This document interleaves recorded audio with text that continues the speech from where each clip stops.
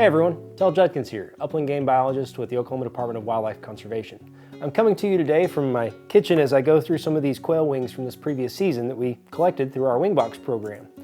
This program really helps us to get a lot of demographic data from not only our hunters, but our birds as well. So we can learn things like what the average covey size was that a hunter encountered, or how long a hunter stayed in the field, or even how far a hunter was traveling to get to that specific WMA. Currently, we collect wings on WMAs like Beaver and Optima and Pack Saddle, Cooper, Caw, Drummond Flats, several of our WMAs around the state. And these wings can really help us to learn a lot about our quail that are being harvested and quail that are out and about on our WMAs. We can learn what the sex was of each bird, what the age was of each bird, whether it was an adult or a juvenile, and things like that. These birds, the hunter had actually put down that there were 11 birds of unknown sex. So they had probably clipped the wings and had already dressed out the birds before they started filling out the survey. But that's okay. I can do things like going through the wings here, and if you see right here on these little wing tips, there's a little white tip. And that tells me that that's a juvenile bird. Also, right here in what would be kind of the shoulder, or actually the elbow of the bird, there's these little tight black lines. That's called vermiculation. That means that this was a juvenile male. So if we flip it over to the other side, we can see that none of the feathers are actively growing in. So that means that this bird is a juvenile male that's over 150 days old. Likewise, for, let's see here, this wing right here, there are no white tips. So this is an adult bird. So really no way to know whether it's 1 year old or 2 year old or 3 year old or how old exactly it is, but we do know that it's an adult.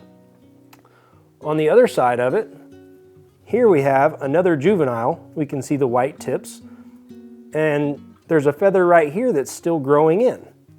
So if we flip the wing over and we go to the back side, we can see what's called a sheath or a pin feather still growing back there. If we measure that, it comes to about 57 millimeters. So 57 millimeters on the 8th primary. So that's 10, 9, 8, 7, 6, 5, 4, 3, 2, 1.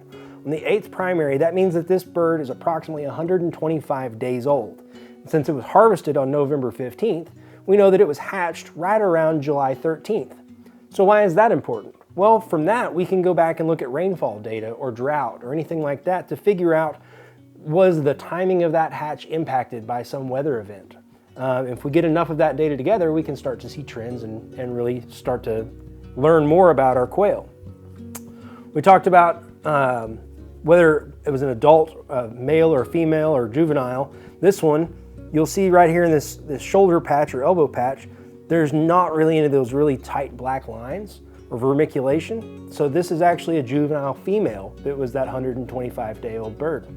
So a few things that you can do when you're in the field is look for those white tips or these feathers that are growing in, and learn a little bit more about your quail right after you harvest them. There are some hopes that in the future we're able to take these wings and do some genetic studies with them to really be able to look at how the genetics of our birds are being impacted by habitat management or lack of habitat management to make sure that we do have the healthiest birds that we're able to have here in Oklahoma. So next time you're out in the outdoors, grab an envelope, fill it out, and good luck this next season.